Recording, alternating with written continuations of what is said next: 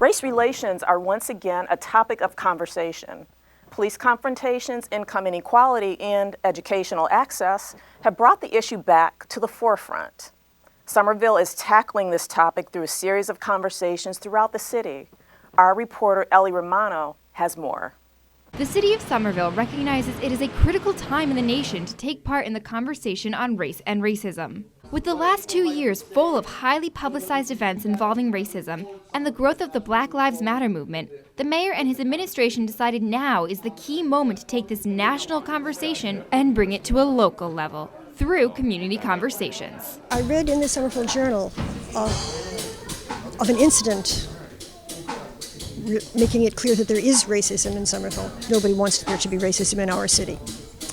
In fact, one of the reasons I stayed in Somerville as long as I have is because it's a very ethnically diverse city. Carla Rabb is one of the many residents participating in the city's community conversations on race and racism. It's not an easy subject to talk about. The city wants to learn more about residents' experiences and perceptions on the topic through these talks. These conversations provide a safe place for members of the community to talk openly about racism and offer suggestions on ways to combat the issue. I'm expecting a lot of sort of feedback and really good recommendations for the city and just people to get out and share what they believe and have a space to do so. These conversations are being held throughout the month of October in each of the city's 7 wards. Doug Kress, Director of Health and Human Services for the city, helped in getting this off the ground.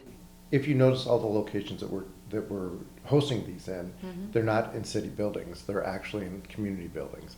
And that's important to me because I want to make sure that people feel comfortable to coming to the different locations, but also we should be going to the community, not the community coming to us. Each meeting is led by trained facilitators to keep the conversations moving and to ensure that participants feel comfortable sharing their opinions and concerns.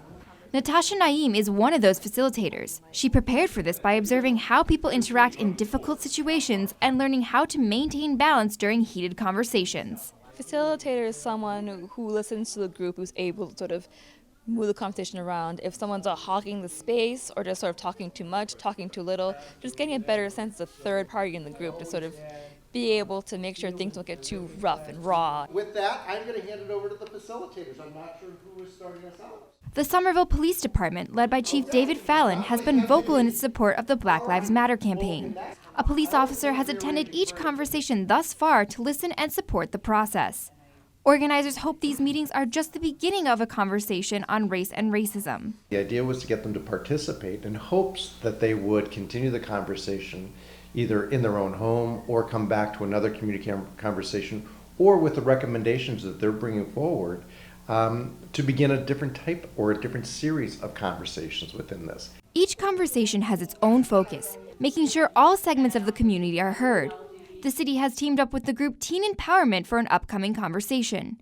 This talk will be a forum for the city's youths to share their thoughts on race and racism. I'm really excited for that one to just kind of see the perspective that the young people are coming from, and I think when we're hearing the experience stages, I think that content will probably vary from what we've heard in the past just because of the generational difference. After all of the conversations are completed, the community's recommendations on how to handle racism will be compiled and then presented to Mayor Curtatone. This information will help form a way forward in improving race relations in Somerville. Somerville resident Henry Parker participated in the very first community conversation. As a longtime community activist, he welcomes the openness of the conversations and recognizes that change takes time. It's going to be a very slow and ongoing process. There's an old saying, dissatisfaction brings about change. The more people are vocal, the mayor seems open to change, which is a positive thing. And they got to focus on the youth because the older generation, they're not going to change their mindset. For Somerville Neighborhood News, I'm Ellie Romano. Conversations on race and racism are scheduled through the end of October. Visit somervillema.gov/calendar for dates, times, and locations.